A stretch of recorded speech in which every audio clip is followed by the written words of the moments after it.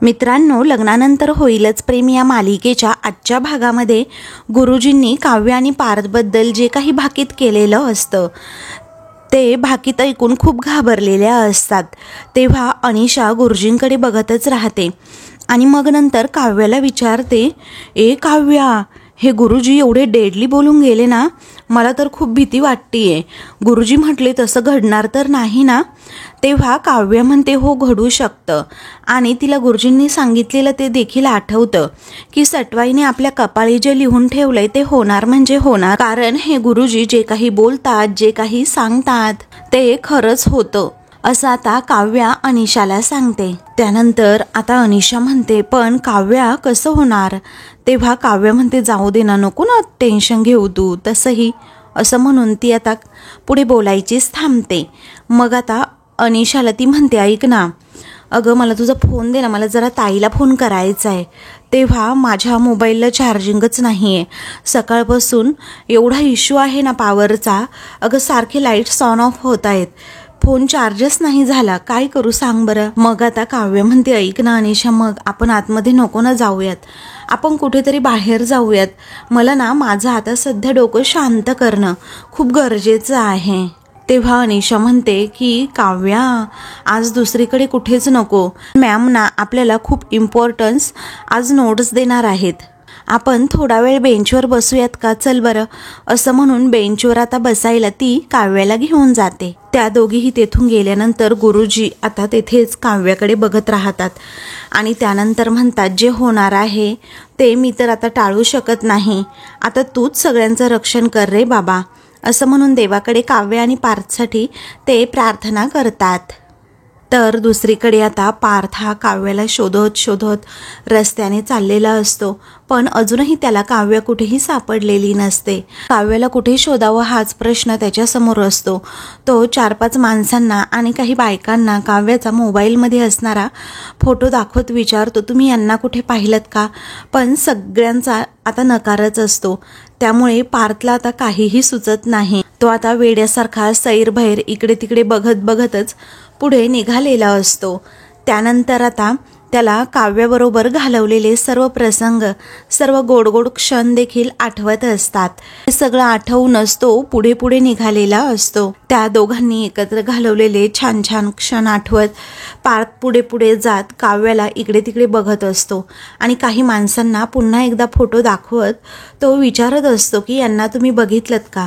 पण सगळेच जण पुन्हा एकदा नाही म्हणतात। तर पार्थ आता खूपच तिला शोधून शोधून थकलेला असतो। काही वेळानंतर पार्थला आता काही सुचत नसतं। मग आता तो म्हणतो की कुठे गेले असतील नक्की काव्य, मलाच कळत नाहीये, आता कुठे शोधू मी त्यांना नक्की।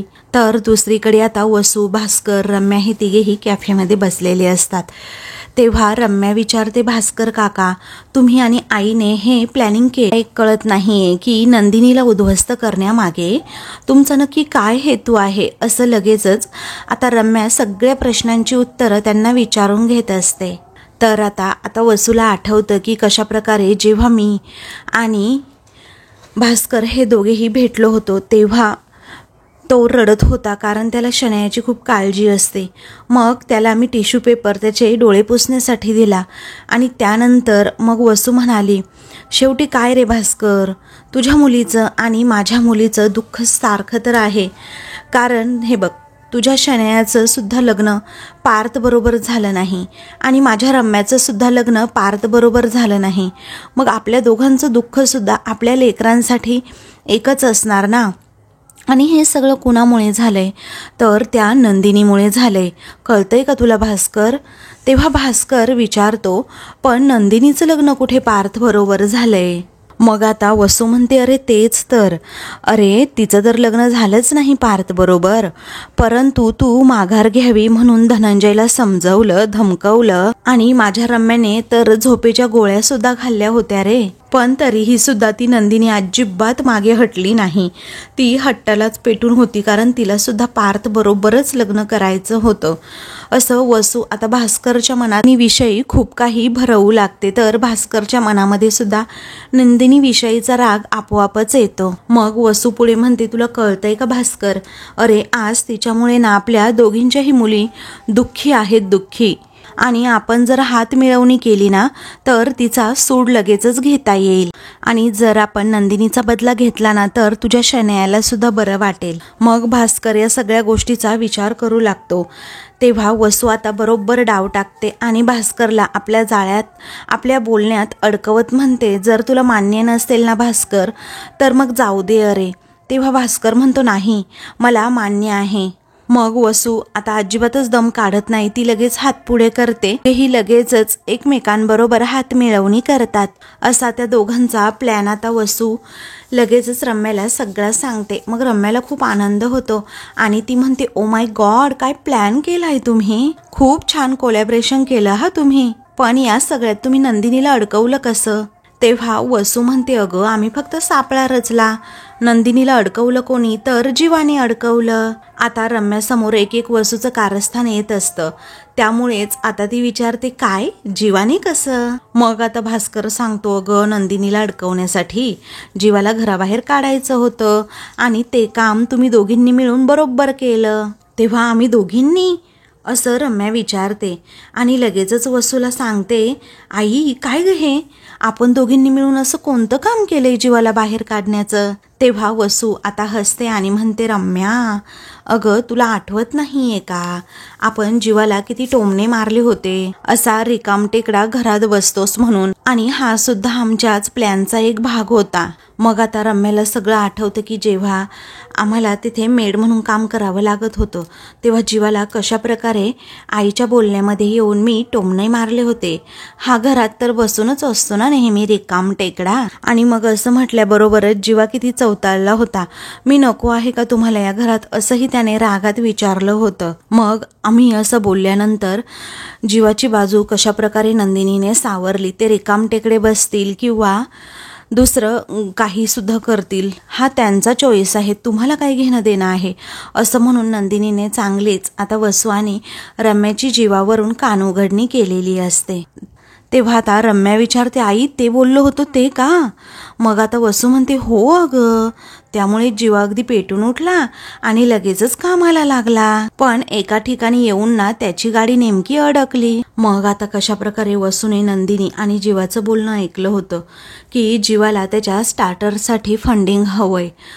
मग आता हे आठवल्यानंतर लगेचच भास्कर पुढे रम्याला सांगू लागतो, अगं मला जेव्हा समजलं ना की जीवाला त्याच्या स्टार्टरसाठी फंडिंग हवंय, त्यामुळे मी काय केलं, कॅफेमध्ये लगेचच जीवाला जाऊन भेटलो आणि जे चार्जर हवं होतं ना ते चार्जर सुद्धा त्याला दिलं आणि असं दाखवलं की हे भेटणं म्हणजे निव्वळ योगायोगच आहे. असा आता भास्कर पुढे रम्याला प्लॅन सांगू लागतो की कशा प्रकारे जीवाला मी विश्वासात घेतलं, त्याच्याकडून सगळी माहिती काढून घेतली की तुला पुढे काय करायचंय. तेव्हा लो कॉस्ट हाऊसिंगच्या प्रोजेक्टबद्दल जेव्हा समजलं तेव्हाच मग मी त्याला फंडिंगसाठी मदत करायला तयार झालो आणि तिथून पुढेच हा सगळा घोळ सुरू झाला. मग आता हे सगळं भास्करने सांगताच रम्या खूप हसू लागते. त्यानंतर वसू म्हणते, एकीकडे भास्करने त्याला फंडिंग देण्याचं नाटक करून बरोबर खिशात घातलं आणि दुसरीकडे मला नंदिनीच्या आनंद निवासबद्दल एक खूप म्हणजे खूप मोठी गोष्ट समजली.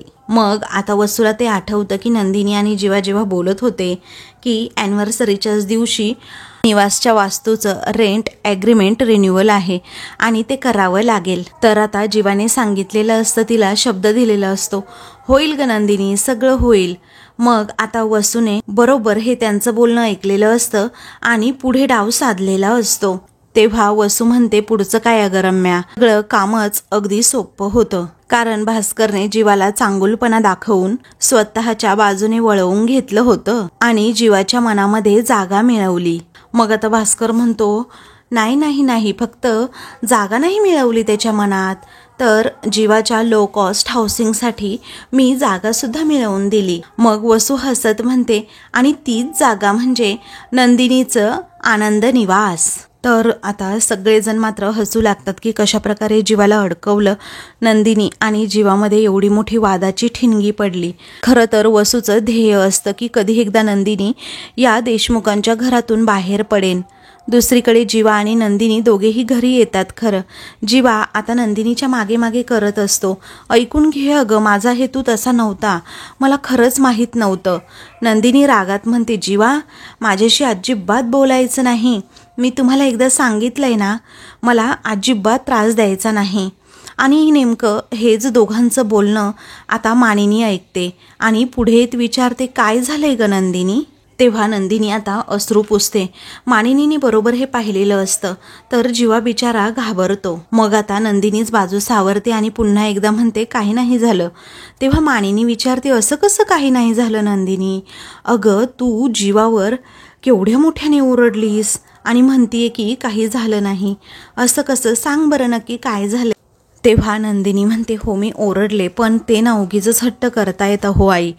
तेव्हा हट्ट करतायत तर तुम्ही असं ओरडा एकमेकांवर, काही हरकत नाही, एकमेकांवर असं रुसू नका. मला एका क्षणी घाबरायला झालं ना. आणि काय रे जीवा, काय केलंस तू? असं मानिनी विचारते. तेव्हा नंदिनी आता जीवाकडे बघत राहते. जीवाला आता काही सांगावंसं सुद्धा वाटत नसतं, त्याच्या तोंडातून शब्दच बाहेर येत नसतात. तेव्हा आता जीवा म्हणतो, तिचं बरोबर आहे तसं, कारण माझ्याच हलगर्जीपणामुळे आणि बावळटपणामुळे ती माझ्यावर खूप म्हणजे खूप चिडली आहे आणि यामध्ये नाही माझीच चूक आहे असं तो कबूल करतो. तर आता नंदिनी जीवाकडे बघतच राहते. दुसरीकडे रम्या विचारते, तुम्ही हे सगळं केलं पण जीवाला कळलंच नाही? तेव्हा जीवाला तरी कसं कळणार असं भास्कर विचारतो, कारण त्याने ती जागा तर पाहायला हवी. मी त्याला कामामध्ये इतका गुंतवला की तो ना ती जागा बघायला जाऊच शकला नाही. मग मी काय केलं, नंदिनीच्या त्या आनंद निवासच्या ओनरला धमकवलं आणि ती जागाच अगदी विकत घेऊन टाकली. मग आता वसू म्हणते, त्यामुळे नंदिनीने जागा गमावली आणि जीवाने काय गमावलं तर लो कॉस्ट हाऊसिंगची आयडिया. तेव्हा रम्या म्हणते, ग्रेट, एकदम ग्रेट, पण मला एक कळत नाहीये, जीवाने सही करण्यापूर्वी पेपर वाचले नव्हते का? तेव्हा भास्कर हसतो आणि म्हणतो, वाचले ना, पेपर त्याने ऑलरेडी वाचले होते, पण तो महत्त्वाचा क्लॉज होता ना, त्याच्यावर मी दुसरा पेपर चिकटवला होता.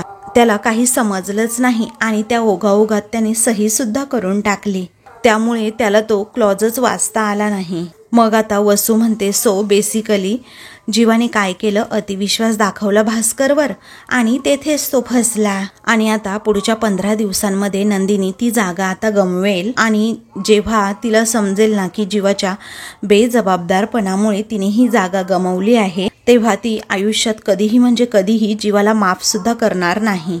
आणि त्यामुळेच आता नंदिनीला जागा गमावल्याचं दुःख सुद्धा होईल आणि मलाही मिळेल माझा बदला घेतल्याचं समाधान. तेव्हा आता वसूच्या मनात घरातील सगळ्यांविषयीचा राग असतो. नंदिनीमुळे आता काय काय घडून गेलं, माझ्या आणि माझ्या भावामध्ये ताटातूट झाले, एवढी प्रेमाने मी राखी बांधली होती त्याला, पण नंदिनीमुळे माझ्या भावाने माझ्यावर खूप आरोप केले आणि ती राखी काढून फेकून दिली.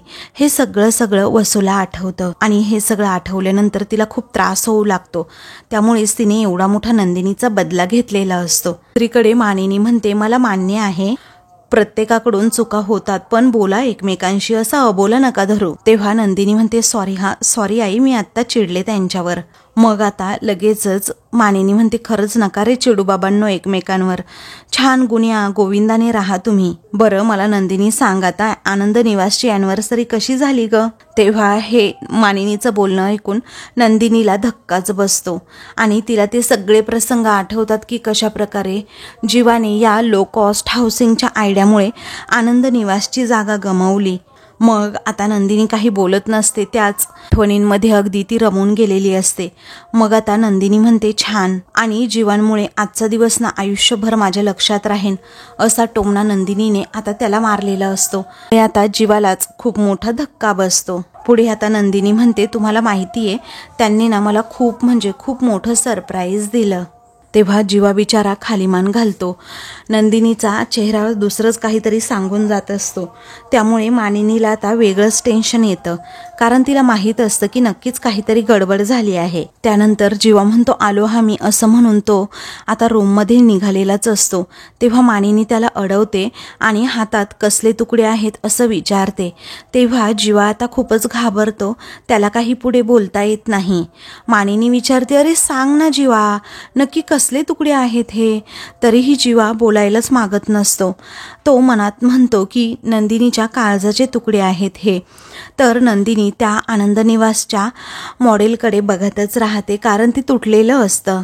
जीवा पुढे सांगतो अगं नंदिनीला सरप्राईज देण्यासाठी मी आनंद निवासचं मॉडेल बनवलं होतं आणि ते चुकून तुटलं. तेव्हा मानिनी विचारते पण जीवा अरे मॉडेल कसं काय तुटलं. तर आता मानिनीला वेगळाच काहीतरी डाऊट येत असतो. इकडे आता अनिशा काव्याला विचारते काय अगं तू घर सोडून आलीस, पण काय म्हणाली होतीस तू मला की स्वतःला सिद्ध केल्याशिवाय मी ते घर सोडणार नाही म्हणून. मग आता काव्या म्हणते अगं हो मी म्हणाले होते ग अनिशा, आणि तुला सांगू खरंच माझी ना त्या घरामध्ये घुसमट व्हायला लागली आणि म्हणून मी ते घर सोडून निघून आली आहे. तेव्हा आता अनिशा विचारते पण तू नक्की कुठे जाणार आहेस आता. हा काव्या सांगते अगं तुझ्यासोबत राहीन ना काही दिवस, मग करेन नंतर विचार आयुष्याचं काय करायचं त्याचा. मग आता अनिशाला हसू येतं आणि ती म्हणते ए बाई एवढे मोठे मोठे डायलॉग मारू नकोस, आयुष्याचा विचार करेन वगैरे वगैरे म्हणे. अगं काव्या आपल्या क्लासमध्ये तू अशी एकमेव मुलगी आहे जिच्या लाईफमध्ये ना जगातला अगदी बेस्ट मुलगा आहे. तेव्हा काव्या काहीच बोलत नाही. मग नंतर म्हणते अनिशा पण मी आपल्या क्लासमधली अशी एक मुलगी आहे जिच्या आयुष्यात सगळ्यात पेक्षा जास्त ट्रॅजेडी आहे, त्याचं काय. अनिशा म्हणते मग संपवून टाक ना या ट्रॅजेडी आणि सांगून टाक ना जीवाचं नाव. तेव्हा आता काव्या म्हणते परत तेच अनिशा, अगं मी तुला किती वेळा सांगू जीवाचं नाव मी नाही सांगू शकत. माझ्या ताईचा संसार मी संपवून टाकू का, मला नाही आवडणार. मला असं वाटते माझं मरणच जवळ आले, मला कंटाळा आलाय अगं ह्या आयुष्याचा, मला मरून जावंसं वाटतंय, असं आता काव्या काचा विचार करत अनिशाला सांगते. तेव्हा अनिशाला धक्काच बसतो आणि ती विचारते बावळट आहेस का ग तू. मग आता काव्या म्हणते काय करू मी, सांग ना तू. आणि तुला सांगू अगं तुला मरण जरी आलं ना तरीही पारजीजू ते मरण ना स्वतःवर घेतील, पण तुला कधीही काही होऊ देणार नाही. मग आता काव्याला जरा धक्काच बसतो आणि ती म्हणते नाही नाही अनिशा मी नाही असं होऊ देणार, आणि जर असं होणार असेल ना तर ते मरण ना मी माझं स्वतःवर घेईल, पण मी त्यांना ना कधीही काही होऊ देणार नाही, असं काव्या अगदी काळजीनेच म्हणते. तेव्हा मुद्दामच मग अनिशा म्हणते का ग त्यांना का काही होऊ देणार नाहीयेस तू, सांग ना. आणि जरीही त्यांना काही झालंच तुला का इतका फरक पडतोय ग काव्या. मग आता काव्याकडे या प्रश्नाचं उत्तर तर नसतं. अनिशा म्हणते आता म्हण ना तू, हे प्रेम नाहीये तर ही काळजी आहे. अगं काव्या तुझ्यापेक्षा ना ती ज्यांची मुलं परवडली, अगं ॲटलिस्ट ते तुझ्यासारखे कन्फ्यूज तरी नसतात, असं काव्याला जरा ती 2-3 गोष्टी सुनावते आणि नंतर अशी जवळ घेत म्हणते काव्या अगं तुला कळत नाहीये तू पार्थ जिजूंमध्ये किती गुंतत चाललीयेस. आता लाईट्स तेथे येतात आणि मग अनिशा म्हणते बघ सत्य आहे, असं म्हणून त्या लाईट्सकडे ती बघायलाच सांगते. तर आता दुसरीकडे मानिनी जीवाला विचारते ऐक ना जीवा तू कसला रे एवढा विचार करतोस, अरे मॉडेल कसं तुटलं ते तरी सांग. तेव्हा जीवाला आता धक्का बसतो की आईला काही सांगावं.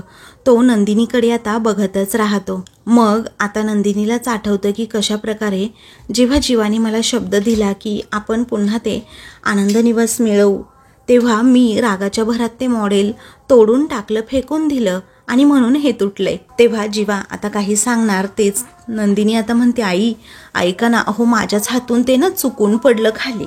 तेव्हा मानिनी म्हणते अच्छा एवढंच ना, त्यात काय एवढं अगं मग, आणि आपला जीवा आहे ना तो देईल की जोडून, तू का टेन्शन घेतेस, कारण आपल्या जीवाला ना सगळं तोडलेलं जोडता येतं. तेव्हा आता मानिनीने असं सांगितल्यानंतर नंदिनी विचारते काय हो खरंच जोडता येतं का यांना.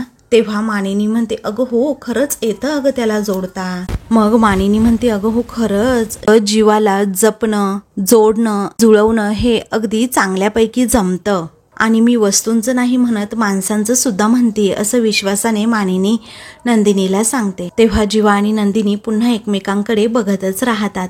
त्यानंतर नंदिनी म्हणते छान हा अगदी छान, असं म्हणून ती मानिनीला विचारते, आई मी जरा जाऊ का रूममध्ये, कारण मला खूप थकवा आलाय आता, जरा आराम करते.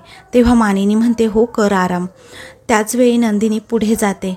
जीवा तिच्याकडे बघतच राहतो. तेव्हा मानिनी म्हणते जीवा अरे तू सुद्धा जा बाळा आणि कर की आराम.